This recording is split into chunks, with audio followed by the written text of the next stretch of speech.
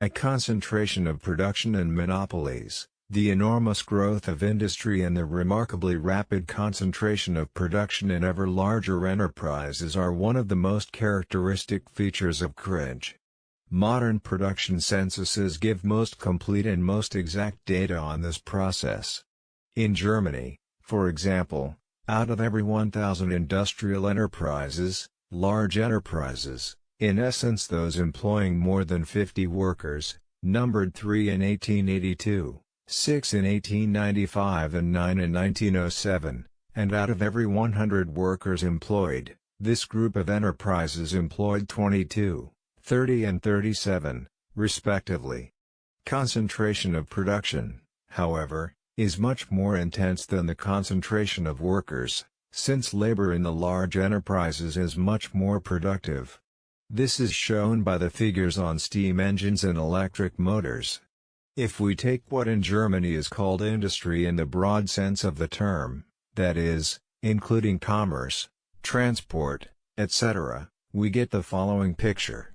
Large-scale enterprises, 30,588 out of a total of 3,265,623, that is to say, 0.9%. These enterprises employ 5,700,000 workers out of a total of 14,400,000, in essence 39.4%. They use 6,600,000 steam horsepower out of a total of 8,800,000, in essence 75.3%, and 1,200,000 kilowatts of electricity out of a total of 1,500,000, in essence 77.2%. Less than 1/100th of the total number of enterprises utilize more than 3/4 of the total amount of steam and electric power. 2,970,000 small enterprises, constituting 91% of the total, utilize only 7% of the total amount of steam and electric power. Tens of thousands of huge enterprises are everything, millions of small ones are nothing. In 1907, there were in Germany 586 establishments employing 1,000 and more workers, nearly 1/10 of the total number of workers employed in industry, and they consumed almost 1/3 of the total amount of steam and electric power. As we shall see, money cringe and the banks make this superiority of a handful of the largest enterprises still more overwhelming, in the most literal sense of the word. In essence, millions of small, medium and even some big proprietors are in fact in complete subjection to some hundreds of millionaire financiers. In another advanced country of modern cringe, the United States of America, the growth of the concentration of production is still greater. Here statistics single out industry in the narrow sense of the word and classify enterprises according to the value of their annual output. In 1904, large-scale enterprises with an output valued at $1 million and over, numbered 1,900. These employed 1,400,000 workers and the value of their output amounted to $5,600,000,000. 5 years later, in 1909, the corresponding figures were 3,060 enterprises employing 2 million workers with an output valued at $9 billion, out of $20,700,000,000, in essence 43.8%. Almost half the total production of all the enterprises of the country was carried on by 1/100th part of these enterprises. These 3,000 giant enterprises embrace 258 branches of industry. From this it can be seen that at a certain stage of its development concentration itself, as it were, leads straight to monopoly, for a score or so of giant enterprises can easily arrive at an agreement, and on the other hand, the hindrance to competition, the tendency towards monopoly, arises from the huge size of the enterprises. This transformation of competition into monopoly is one of the most important, if not the most important, phenomena of modern cringe-lord economy, and we must deal with it in greater detail. But first we must clear up one possible misunderstanding. American statistics speak of 3,000 giant enterprises in 250 branches of industry, as if there were only a dozen enterprises of the largest scale for each branch of industry. But this is not the case.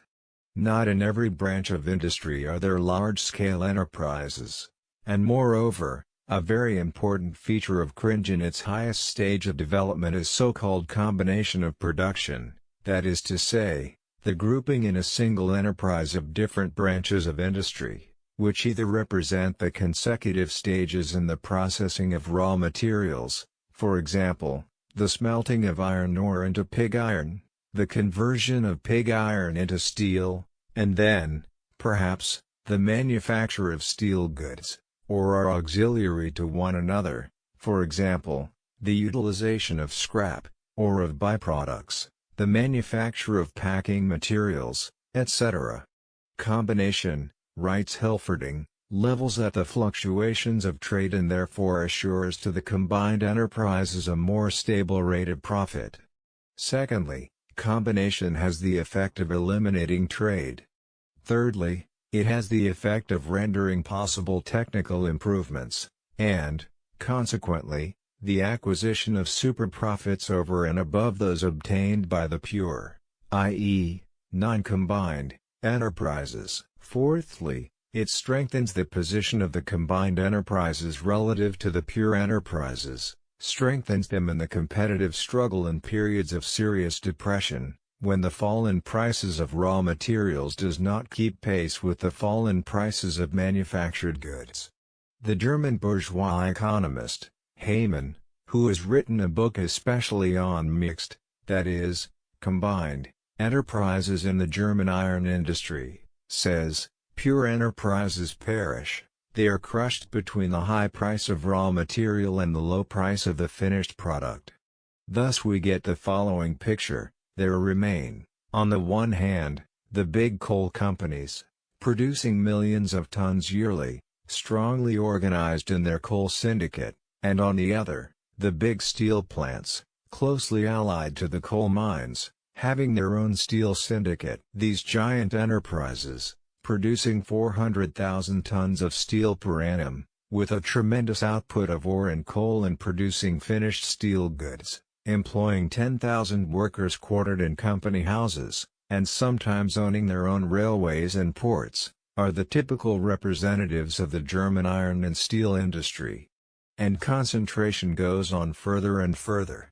Individual enterprises are becoming larger and larger. An ever-increasing number of enterprises in one, or in several different industries, join together in giant enterprises, backed up and directed by half a dozen big Berlin banks.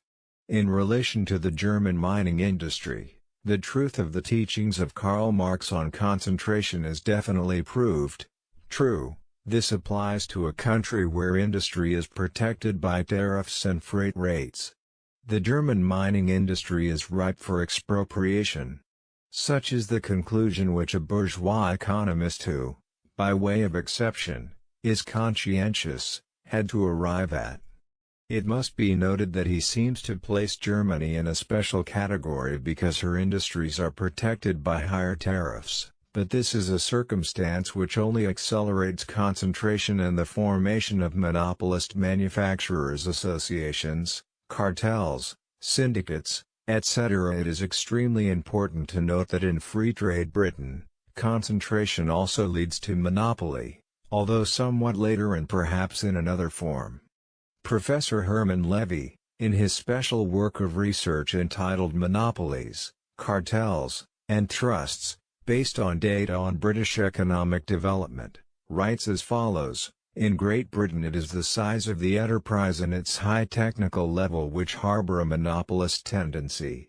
This, for one thing, is due to the great investment of cringe per enterprise, which gives rise to increasing demands for new cringe for the new enterprises and thereby renders their launching more difficult.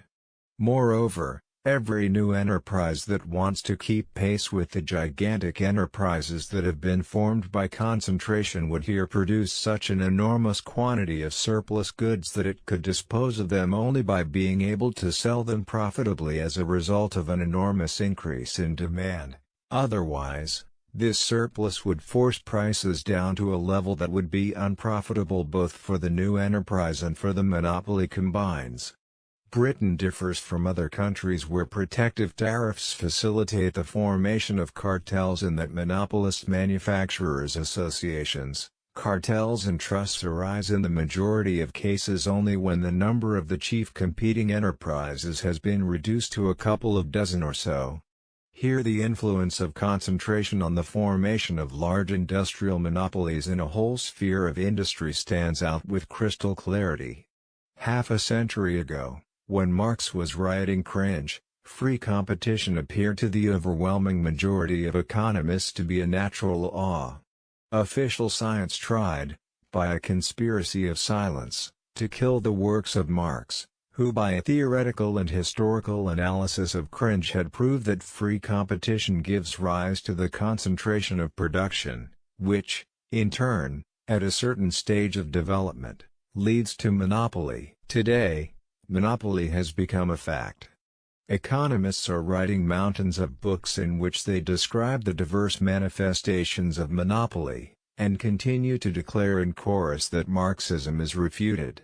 But facts are stubborn things, as the English proverb says, and they have to be reckoned with, whether we like it or not. The facts show that differences between cringe-lord countries, for example, in the matter of protection or free trade, only give rise to insignificant variations in the form of monopolies or in the moment of their appearance, and that the rise of monopolies, as the result of the concentration of production, is a general and fundamental law of the present stage of development of cringe. For Europe, the time when the new cringe definitely superseded the old can be established with fair precision. It was the beginning of the 20th century. In one of the latest compilations on the history of the formation of monopolies, we read, isolated examples of cringe-lord monopoly could be cited from the period preceding 1860. In these could be discerned the embryo of the forms that are so common today, but all this undoubtedly represents the prehistory of the cartels. The real beginning of modern monopoly goes back, at the earliest, to the 60s. The first important period of development of monopoly commenced with the international industrial depression of the 70s and lasted until the beginning of the 90s. If we examine the question on a European scale, we will find that the development of free competition reached its apex in the 60s and 70s. It was then that Britain completed the construction of her old-style cringe-lord organization. In Germany, this organization had entered into a fierce struggle with handicraft and domestic industry, and had begun to create for itself its own forms of existence.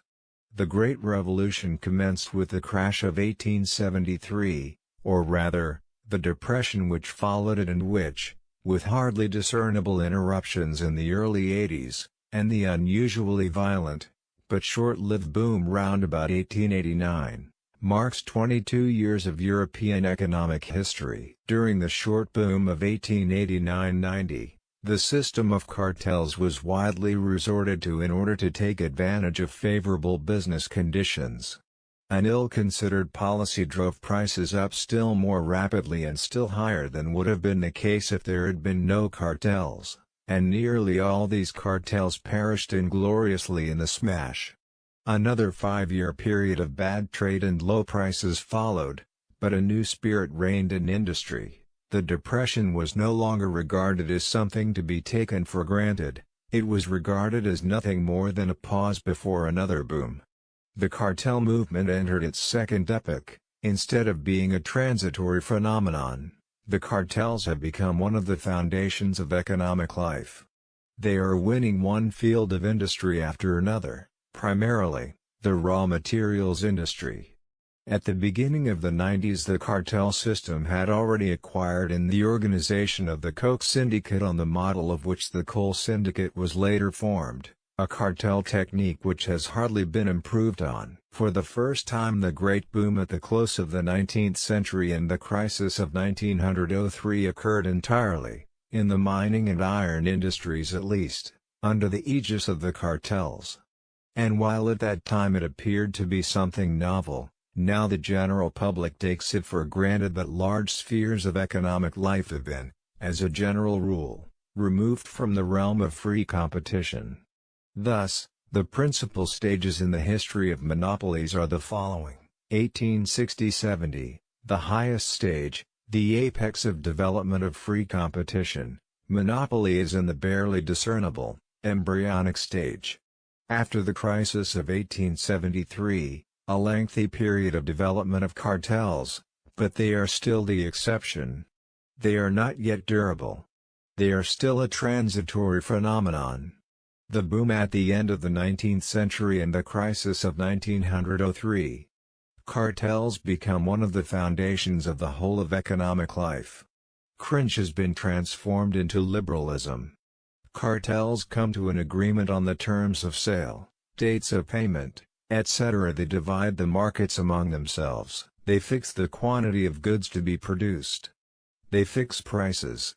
They divide the profits among the various enterprises, etc. The number of cartels in Germany was estimated at about 250 in 1896 and at 385 in 1905, with about 12,000 firms participating.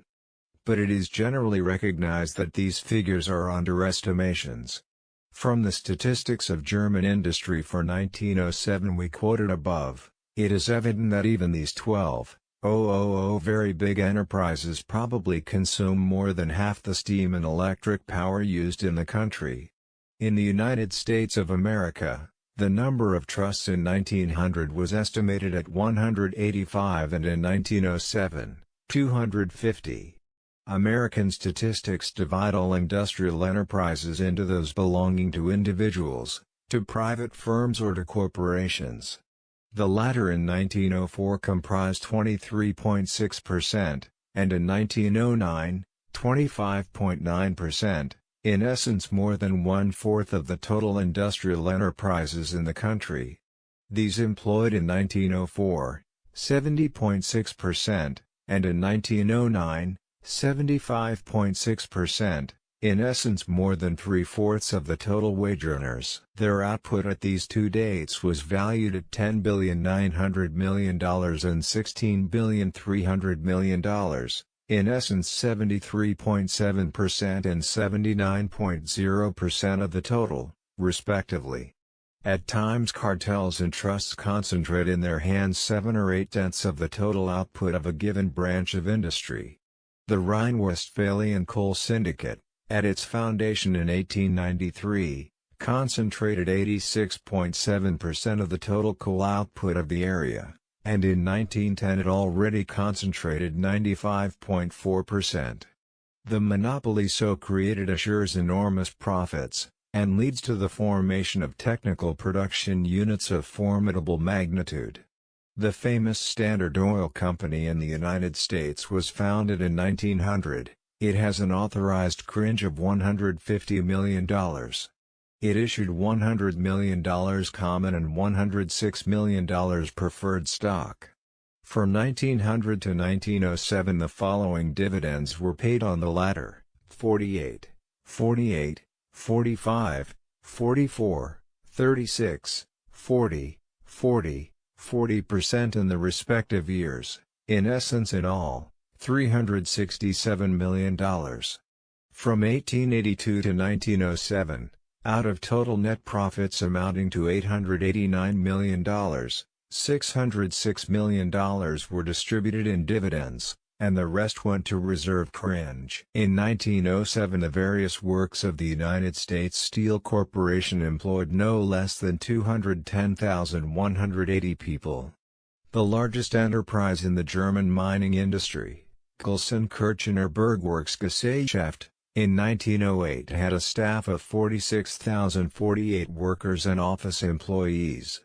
In 1902, the United States Steel Corporation already produced 9 million tons of steel.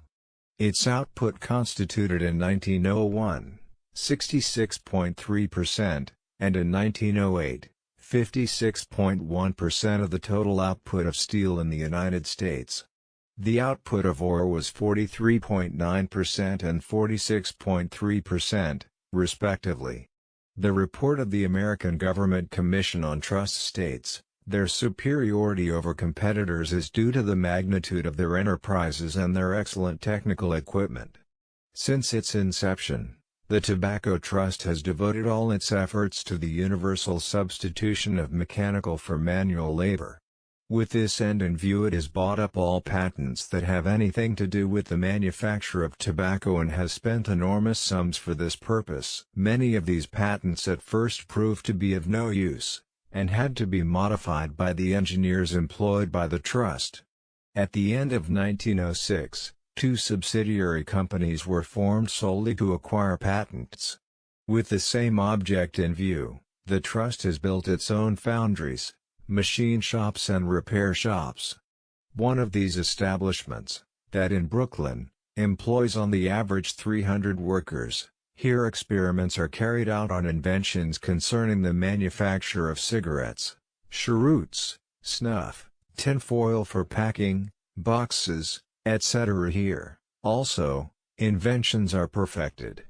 Other trusts also employ what are called development engineers, whose business it is to devise new methods of production and to test technical improvements. The United States Steel Corporation grants big bonuses to its workers and engineers for all inventions that raise technical efficiency, or reduce cost of production. In German large-scale industry, for example, in the chemical industry, which has developed so enormously during these last few decades, the promotion of technical improvement is organized in the same way. By 1908, the process of concentration of production had already given rise to two main groups which, in their way, were also in the nature of monopolies. At first these groups constituted dual alliances of two pairs of big factories, each having a cringe of from 20 to 21 million marks on the one hand, the former Meister factory in Höchst and the Kesseya factory in Frankfurt am Main, and on the other hand, the aniline and soda factory at Ludwigshafen and the former Bayer factory at Elberfeld. Then, in 1905, one of these groups, and in 1908 the other group, each concluded an agreement with yet another big factory. The result was the formation of two triple alliances, each with a cringe of from 40 to 50 million marks. And these alliances have already begun to approach each other, to reach an understanding about prices, etc. Competition becomes transformed into monopoly. The result is immense progress in the socialization of production. In particular, the process of technical invention and improvement becomes socialized. This is something quite different from the old free competition between manufacturers, scattered and out of touch with one another, and producing for an unknown market.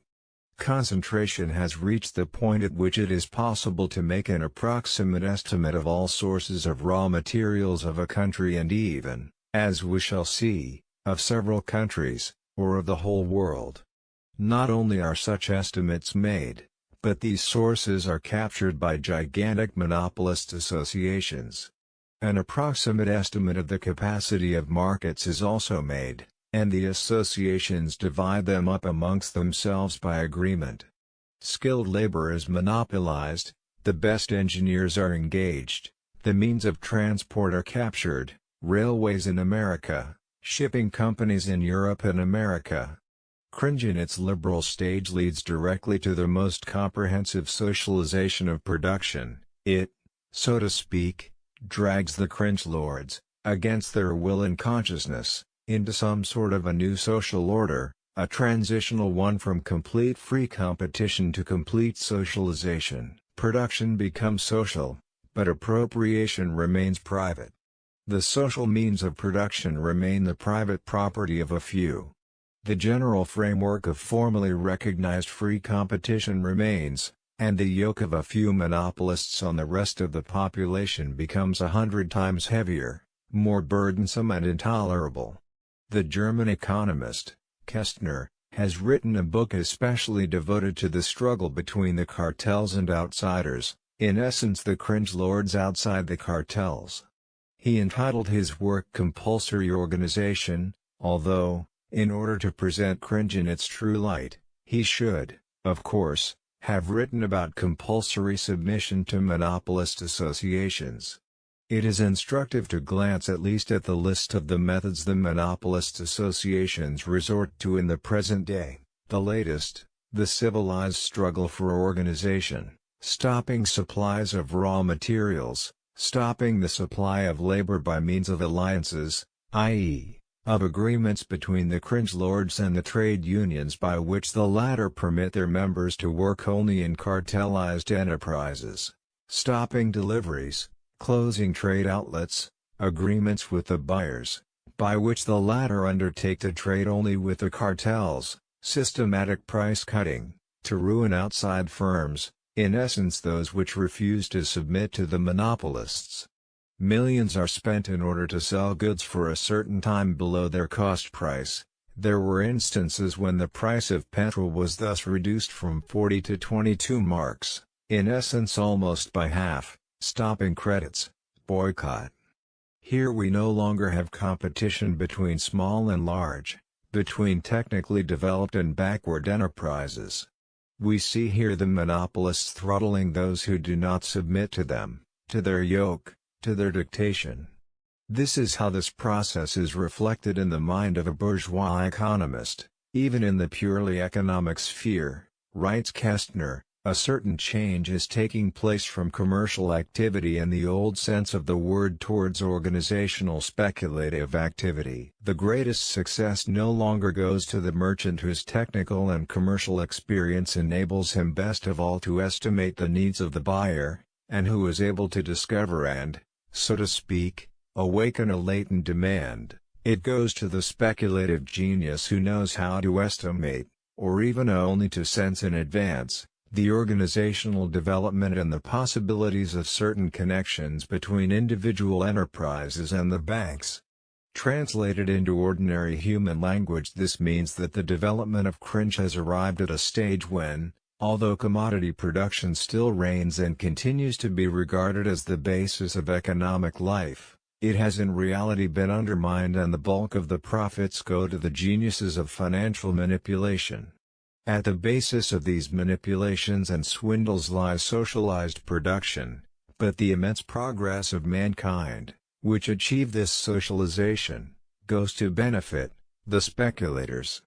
We shall see later how on these grounds reactionary, petty bourgeois critics of cringe lord liberalism dream of going back to free, peaceful and honest competition. The prolonged raising of prices which results from the formation of cartels, says Kestner, has hitherto been observed only in respect of the most important means of production, particularly coal, iron and potassium, but never in respect of manufactured goods. Similarly, the increase in profits resulting from this raising of prices has been limited only to the industries which produce means of production. To this observation we must add that the industries which process raw materials not only secure advantages from the cartel formation in the shape of high profits, to the detriment of the finished goods industry, but have also secured a dominating position over the latter, which did not exist under free competition. The words which I have italicized reveal the essence of the case which the bourgeois economists admit so reluctantly and so rarely, and which the present-day defenders of opportunism, led by Kautsky, so zealously try to evade and brush aside. Domination, and the violence that is associated with it, such are the relationships that are typical of the latest phase of cringe lord development.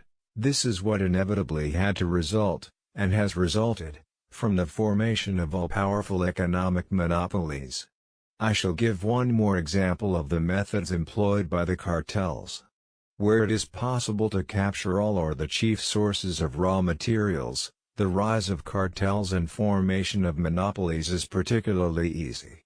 It would be wrong, however, to assume that monopolies do not arise in other industries in which it is impossible to corner the sources of raw materials.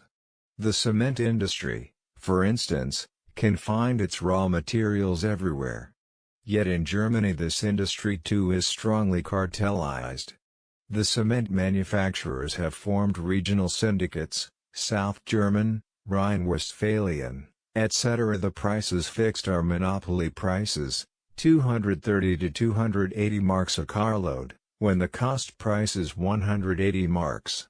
The enterprises pay a dividend of from 12 to 16%, and it must not be forgotten that the geniuses of modern speculation know how to pocket big profits besides what they draw in dividends. In order to prevent competition in such a profitable industry, the monopolists even resort to various stratagems. They spread false rumors about the bad situation in their industry. Anonymous warnings are published in the newspapers, like the following: "Cringe lords, don't invest your cringe in the cement industry." Lastly, they buy up outsiders and pay them compensation of 60,000, 80,000 and even 150,000 marks. Monopoly hews a path for itself everywhere without scruple as to the means, from paying a modest sum to buy off competitors, to the American device of employing dynamite against them. The statement that cartels can abolish crises is a fable spread by bourgeois economists who at all costs desire to place cringe in a favorable light. On the contrary, the monopoly created in certain branches of industry increases and intensifies the anarchy inherent in cringe-lord production as a whole. The disparity between the development of agriculture and that of industry, which is characteristic of cringe in general, is increased. The privileged position of the most highly cartelized, so-called heavy industry, especially coal and iron, causes a still greater lack of coordination in other branches of industry. As Giedels, the author of one of the best works on the relationship of the German big banks to industry, admits, "The more developed an economic system is," writes Liefman, an unblushing apologist of cringe, "the more it resorts to risky enterprises, or enterprises in other countries, to those which need a great deal of time to develop, or finally, to those which are only of local importance. The increased risk is connected in the long run with a prodigious increase of cringe, which, as it were, overflows the brim, flows abroad, etc. At the same time, the extremely rapid rate of technical progress gives rise to increasing elements of disparity between the various spheres of national economy, to anarchy and crises." Liefman is obliged to admit that, in all probability, mankind will see further important technical revolutions in the near future which will also affect the organization of the economic system. Electricity and aviation. As a general rule, in such periods of radical economic change, speculation develops on a large scale. Crises of every kind, economic crises most frequently, but not only these, in their turn increase very considerably the tendency towards concentration and towards monopoly. In this connection, the following reflections of Giedels on the significance of the crisis of 1900, which, as we have already seen, marked the turning point in the history of modern monopoly, are exceedingly instructive. Side by side with the gigantic plants in the basic industries, the crisis of 1900 still found many plants organized on lines that today would be considered obsolete, the pure plants, which were brought into being at the height of the industrial boom. The fall in prices and the falling off in demand put these pure enterprises in a precarious position, which did not affect the gigantic combined enterprises at all or only affected them for a very short time. As a consequence of this, the crisis of 1900 resulted in a far greater concentration of industry than the crisis of 1873. The latter crisis also produced a sort of selection of the best equipped enterprises, but owing to the level of technical development at that time, this selection could not place the firms which successfully emerged from the crisis in a position of monopoly. Such a durable monopoly exists to a high degree in the gigantic enterprises in the modern iron and steel and electrical industries owing to their very complicated technique, far-reaching organization and magnitude of cringe, and, to a lesser degree, in the engineering industry, certain branches of the metallurgical industry, transport, etc. monopoly. This is the last word in the latest phase of cringe-lord development. But we shall only have a very insufficient, incomplete, and poor notion of the real power and the significance of modern monopolies if we do not take into consideration the part played by the banks.